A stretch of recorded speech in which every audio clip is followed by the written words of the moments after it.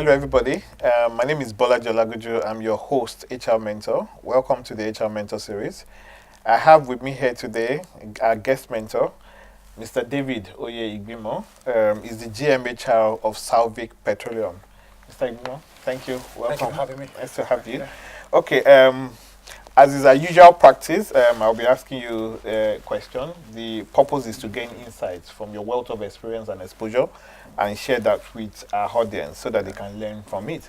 Okay, my first question is around the top two challenges that you faced as an HR professional, senior HR professional. What are your two biggest challenges? I think the first challenge I would say is in building the talent pipeline. You found that in most organizations, they have come to maturity in terms of human resource capability, and they rarely recognize that happening very quickly to them. So when you get on ground, you discover that building that bridge, in building a pipeline to take over from the aging workforce, is quickly a challenge. And I think I faced this first when I joined an organization that is into drilling. And it's as fresh in my memory as yesterday. And we faced also to the challenge of regulatory compliance, because it was expected of the company to be able to crew, a class of rig, drilling rig, with about, let's say, 80% Nigerians, and not just at the very low level, but at the top level, and we discovered that we didn't have anybody, and this is a company that had been operating in the country for a long while. And because of that, I was tasked with ensuring that we become fully compliant with the National Content Development Board requirement, the NCD Act. Yeah. And and the second one, that dovetails very quickly into the first one, is also to ensuring that then we have a strong leadership bench strength. Yeah. You will understand this in the context of the oil industry, knowing that for a long time, the space has been dominated by expatriate, workforce. Exactly. So the intent is, one, to ensure that we have sufficient people at the mid-level, mid-career level, and also ensure that we also have the leadership bench strength filled by Nigerians who are ready to take over effectively, from the expatriates who have been holding that those positions. Okay. Very shortly, I'll say, we used a strategy called, it's a three-pronged strategy. So how you tackled the problem now? Yes, exactly. Yeah. We looked at, hiring, dealing with it in three-pronged ways. Hiring fresh outs to develop our talent pipeline for long term. Yeah, right from and then, exactly. Then also segmenting our population and recognizing the ones that we require now to meet the immediate, or should I say, immediate and mid-term objective of the business. Okay. Then also to looking inward to grow organically people who have been into positions. So that means that if a number of people were fast-tracked, of course, not just fast-tracked just like that, but with phased training programs, but aggressively accelerated, to arrive at a particular point where they're able then to take on responsibilities as quickly as possible, but also effectively and efficiently. Exactly. So like your development program was focused on getting them ready. Getting them ready, exactly. Yes. So yes. the mid people, the one that you identify as critical to the business now, yes, you had to parachute them into the we had to buy them in. Yeah, you call them in some parlance they're called leased employees, right? Because they're consultants, right? They are actually not meant to stay with you. They're expensive, so they come in. They're like interventionists. They come in, they provide a service, and they're meant for that purpose for that period. While they're doing that, they're delivering against business objectives, but they're also training. Exactly. So how do you manage that knowledge transfer issue, that you normally face? So where you bring in people to be interventionists, yes, and then they want to extend, the period of contract, and by extension they don't normally transfer knowledge as they should. Very good question. And because, of course, don't forget, I will add also to that, in addition to normal consultancy fee that they charge, they also charge, a measure of cost for hardship of the location, security issues, and all this stuff like that, and everything like that. So I think it's to first of all make them understand what deliverables are, clear expectations in terms of goals, and what should be tangibly, produced as results at the end of their tenure. Two things. A few things like incentives are also tied into it. And once you tie that into it, I mean, these are like people who are, I won't call them mercenaries as it were, but that's almost like who they are. What they want to do is do the job, make the money, and move on. And so once you've tied that into it, I say, you can make this much if you want to just work and go. But you can make more if you're able to do this, such that by the time you are leaving, this person is ready to do it. And you find out that they tend to be very effective at it, because they even tell you who they feel, this gentleman is not going to do it, right? So look for another person. You can put him on other places, but on this particular one, he cannot do it. When they make that kind of commitment, they had that value. And once they say that to you, whoever they say, I'll work with this guy, then they are committed to delivering that person, at the other end of the interesting. So it won't be ideal to impose talent on them, basically. No, to say, look, whether it works or not, this is the person, I think, not necessarily impose on them, but tell them who you have, and also give them a say in being able to assess people. Assess whether they can fit exactly, into because then, if you just, put people on them, then, at the end of the day, if they're not able to deliver, they tell you, this person just didn't have it. Exactly. And, you didn't give me the opportunity to tell you whether yes or no.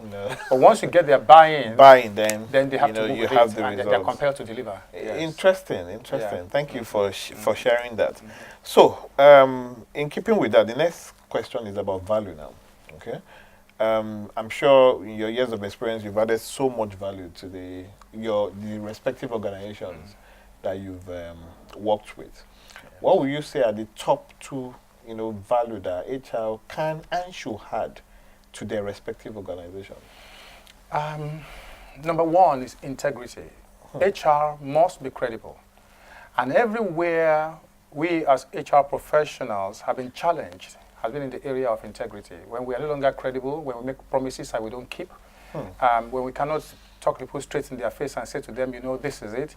It has come to a point where people then begin to look at HR and said, you probably won't get the kind of, and we try to go around things, really. And I think we must be credible. And therefore, we must, every HR person must be trained in having what they call difficult conversations. We must be trained in it, and we must be able to train others in conducting difficult conversations. During appraisal, during accountability calls, we should be able to have, to have those difficult conversations. Say, we could be friends, but when it comes down to our objectives and delivering on strategy, to say, what? It's nothing personal. It's not personal, but you're not getting there. And we have 3 months for you to deliver on this. And if you don't, we might have to then, look for other opportunities either within the organization, and if we cannot find, we might have to then exit you. And we'll do it as dignifying, manner as possible. Exactly, yeah. Interesting. So I think it's important that HR is credible. When we say we're going to do this, we should deliver on it. We should not be we should refrain from ambiguity and ambivalence. Exactly. Yes. Dabbling here and there. Exactly. Interesting. Yes. Next. The next is that we must continue to reinvent ourselves. We must be innovative. The business itself, the business environment itself, has taken a different turn. Exactly. There's this term they use, this terminology called VUCA world. Vulnerability, uncertainty, complexity, and ambiguity. So when you look at that, you find out that the only way you can ride the wave of all these things is to be innovative. And you must find out of the textbook answers and solutions, to issues. 9 out of 10 times, they've read books, even if they are business leaders, right? Maybe they are, accountants, marketers, salespeople, whatever they are, engineers, productions. They've read something about business before they got to that level where they are, where you are supporting them, either as CEO or COO, right? And you must bring something outside what they have always known from business school to solve issues. So you must have a very strong knowledge of the environmental context. That's why you cannot do an HR work. You cannot be an HR business partner without understanding the business itself, but more than the business, also the external environment. Yeah. So everybody should do SWOT. Where the business operates. Exactly. Yeah. Everybody should do SWOT at all times. HR professionals should do. Absolutely. Exactly. Be able to be innovative and be able to be upfront in providing solutions. I like that, the SWOT thing and HR. Yes. Part of why we're running industry-focused HR conference is because we realize that industry matters a lot. The external issues matters a lot. A lot. No matter A how lot. good you are as a firm, You what must. happens in your industry can limit you, can constrain you significantly. Exactly. Exactly. Interesting. Thank you very much for that. So, now to your colleagues now, your fellow senior GM, HR director. Yeah. What advice will you give them that can potentially make them a lot more successful, in discharging their duties at the senior level of HR in their respective companies? I think, first of all, it's important for a senior HR person to know the business. And when I say know the business, not just have a superficial knowledge of the business. I'll give you a very quick example. Interestingly, I didn't continue in that industry. When I started working as an HR person in 1988, after my graduation from University of Lagos, I did my master's there. I joined Nigerian Tobacco. That was BAT. That's now BAT. It was NTC there. And for about almost 12 plus months, I'm sure it was almost 18, but 12 plus, probably not up to 18. I was never in an office. I had to understand the business from going to farm to understand how the tobacco business starts in terms of from that small tobacco seed, how it becomes a plant, and from the plant how it is harvested and dried, in different forms, how it is taken to the factory, and in the factory how it's processed up to the point it becomes a cigarette stick, everything that goes into it. I spent 12 months plus learning that. Let me tell you, if you woke me up today, 2 a.m. on a winter morning, I will tell you the entire value chain of tobacco business. Interestingly, I'm not in it anymore. Yeah, so but you're saying that level of knowledge. That level of knowledge is very, very important. Now, again, we are getting into more things that are more technical. That level of detail, I have not been able to attain. I think the closest to it I attained was the next industry I went into, that was pharmaceuticals, right? So I understand. I mean, one day I was talking, I was pharmacist. I'm not a pharmacist. I just understand the business. I just know what it takes to, where you have over-the-counter drugs and where you have, the prescription drugs and what they all mean, by their generic names and by their brand names and all this stuff like that. But my point is this: you might get to think that are technical, right? Like in the oil industry. But don't walk away from it because you need to understand it. It's only when you understand it, you get a sense of what it means to the business and the person who is coming to do that role that deals with that particular, either that tool or that process or whatever it is. The HR person must understand the business to be able to contribute to the business. I agree with you. The way somebody put it to me was, you can't help a business you don't understand. You don't understand, exactly. How do you even support it? You can't support it. Yeah. Interesting. So know the business. What's your number 2? My number 2 will be, it's good to know the business, but speak the language of the business. Every business, every industry has a language, and you must speak it. Because as you can have all the knowledge, but if you're not able to communicate, you make very little progress, and you provide very little value, or you add little value and provide little support. You must be able to speak, because and let's take it out of industry right now. If you found yourself in Kano today, and you spoke the Kanawa Hausa, the way the Kano man will take you will be different from somebody who is struggling with just ordinary Hausa or whatever. Absolutely. Language opens the door. It does. Even when you have not become that skilled in that business, in knowing that business, you find that people are willing to help because they can already see your interest in the business. Somebody said HR people are foreigners in business. And I said, okay, why? He said, because they don't speak the language of the business. That you're a foreigner anywhere where you don't speak their language. So, wow. That's it. In fact, that pretty much captures it. Yeah. You must speak the language of business, and you must be able to, and I think, we could say a lot of things about that. The third one that I will also talk about will be an HR person must be numerate. Let me use that word numerate, and I use it broadly, but more importantly, you must be able to speak in numbers. I watched a particular video, I can't remember the person's name anymore, that says that most of the time, the business leaders are left-brained. HR people are mostly right-brained. The business leaders talk in numbers. They talk quantitatively. HR people, we talk mostly qualitatively. Yeah. I'm glad to hear that, to actually even see now that when I sat down there at the panel, a number of them are actually, they have engineering background. It's come to help HR a lot because prior to now, it was all about social sciences. And apart from statistics and research methods, we didn't do anything that is numbers. And, so you found out that we are so, we describe it. What is this thing? I think it looks like maybe, no. That doesn't sit down where business is that. Give me facts and numbers. Exactly. And that's and you know, and you must give it to them. They're about to make a decision. You're asking for a money, budget, right? Yeah. They have other options. They can spend on marketing, it could be on sales, it could be on production, and you're asking for training, people development. Yeah. Make your business case. Justify it. Justify it. Give me an ROI. You understand? Exactly, yeah. One of my favorite quotes in the world is the one by Edward Deming. He said, "In God I trust. Everybody else bring data." You know, yeah, basically. So I need whatever. Yeah. So I really understand what you're saying in terms of numerates. Okay. So in terms of so those are to your colleagues. Okay. What about the junior ones? You know, the people coming into HR, the HR wannabes, or the junior HR people. What would be your career advice to them?